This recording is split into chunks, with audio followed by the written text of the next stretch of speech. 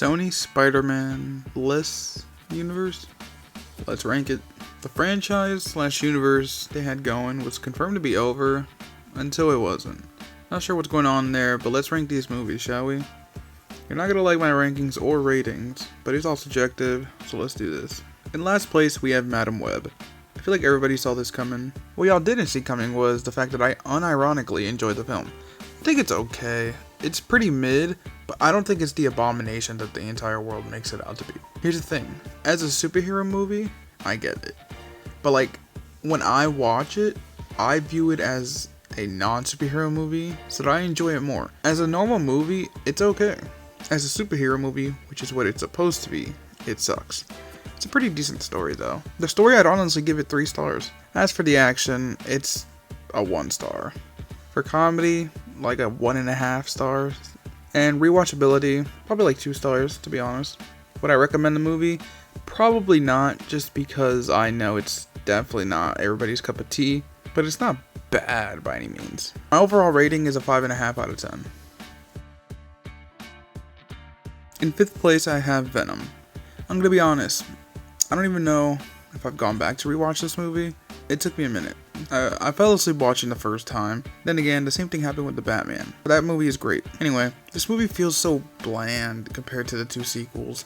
The villain, the story, just everything, honestly. And I love origin stories, I really do. They're honestly my favorite, but this one isn't the best. The story, I'd give it like 2.5 stars. The action, 3 stars. For action, I give it 3 stars. The comedy in it, 3 stars as well. For rewatchability, I'd honestly give it a 1.5 star. But I would recommend this movie because Venom is great, and I know a lot of people do love this movie, so yeah. My overall rating though, I'd probably give it like a 6 out of 10. In 4th place, I have Morbius. It's Morbin time, they say. This movie is definitely just a meme, but to me, it's a little more than that. It's actually kind of okay. It has an okay story, pretty cool action sequences. It's just overall decent. No one takes it serious due to the memes, but when I watched this for the first time, I was surprisingly pleased. For story, I'd give it 3 stars, honestly. For action, I'd give it 3 stars as well. The comedy in it, I don't really recall any comedy in this movie, so I'd give it like 1 star. For rewatchability, about 2.5 stars. Would I recommend the movie? Personally, no. I did enjoy this movie. Well, I'd go back to watch this every now and then, but I think the average viewer or superhero fan would not. Overall rating, I do give it a 6.5 out of 10 though. Now it's time for the big 3. In 3rd place, I got Venom Let There Be Carnage. This used to be the best one in my opinion. This movie's actually pretty good. Better story than the first, better action, better comedy, just better everything. It just wasn't perfected.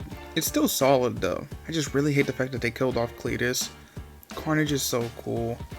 And I just remembered that post-credit scene. Although I don't really count end credit scenes when talking about a movie, it does suck that it didn't lead to any confrontation between Spider-Man and Venom. But we are getting Venom in the MCU, so that's a W. For story, I'd give it about 3.5 stars.